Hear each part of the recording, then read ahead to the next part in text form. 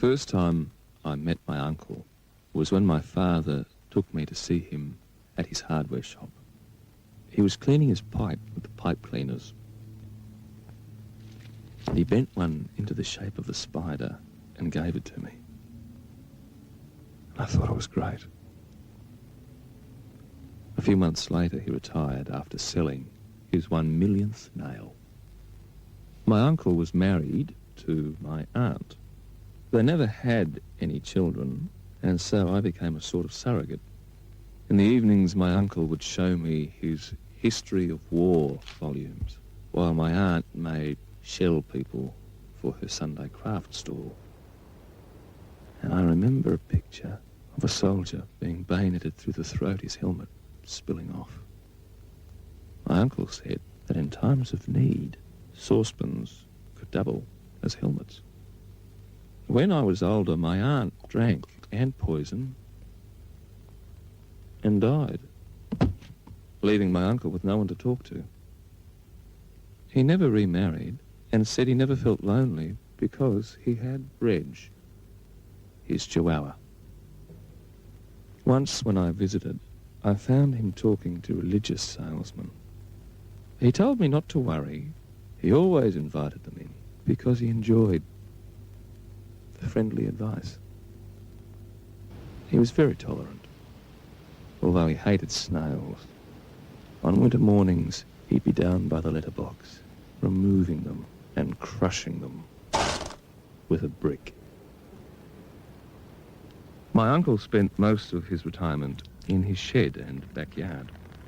He had a lemon tree he said was the best in the street because he'd wee on it every full moon. When it was grown, he put fairy lights in its branches. He also had an incinerator in which he enjoyed burning things. Once he ignited a tire. He'd soaked it with lawnmower fuel, and when he lit it, the burst of flame singed his hair into little balls. He didn't eat very well. He thought a good meal was one he could shape into a smiley face. His favourite food was a crumpet, which he often had a battle with toasting. He'd complain it would either glide to the surface an hour later, lily-white, or leap into flames onto the floor, be bashed with a broom, and scraped of its crumpet into the sink. I showed him the knob on the side, but he believed it wasn't connected to anything. Every Christmas we had him over for lunch. I always had to sit next to him and had to endure his rumbles coming from his colostomy bag. He'd dress up as Santa. He'd made the beard himself out of cotton wool and pipe cleaners. One year it fell to bits, and he raced from the room.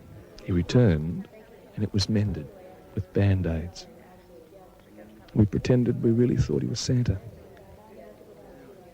One evening I found him in his shed. He'd been crying. I sat with him, and he began to tell me things.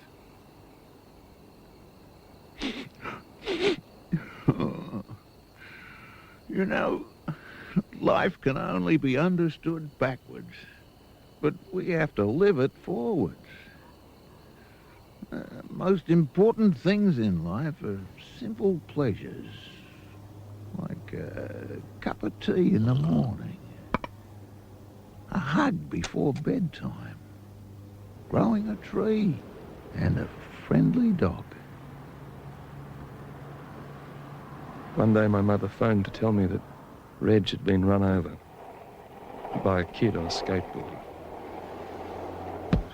and that my uncle had buried Reg under the lemon tree. He was never the same after that, and it wasn't long before they took him away, when my cousin had found him rolling on the floor with both legs in one pyjama trouser. He moved to the Ashburn Gentlemen's Hospice, where he slowly got used to his bedmates, as well as the mixed smell of flowers, roast dinners, and urine. I called in to see him a few times, bringing him a flask of whiskey to hide under his pillow. On one visit, I found him attaching a piece of string to his pyjamas, the other end to his false teeth. He said it was to stop other patients from stealing them. In the sunroom one morning, he died. The nurses found him with a cup of tea in one hand and a crumpet in the other.